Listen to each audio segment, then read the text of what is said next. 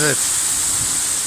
Sevgili arkadaşlar, şu anda Bursa Kestel ilçesine bağlı Kürekli Şelalesi'ndeyiz. Çok sevdiğim bir yer.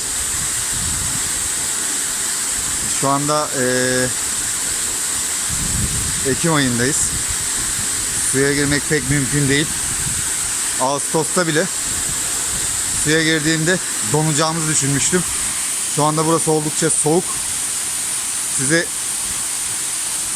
şimdi manzarayla baş başa bırakıyorum. Gördüğüm doğanın harikalarından en önde gelenlerinden biri. Buraya gelmeyi herkese tavsiye ederim. Çok bilinen bir yer değil. Adeta gökyüzünden dökülen su diyebilirim.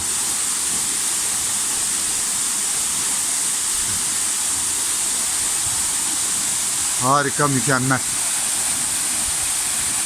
Buraya gelmek için Kestel'den Gürsu Kavşağı'ndan Seyitabat Şelalesi'ne dönüyorsunuz.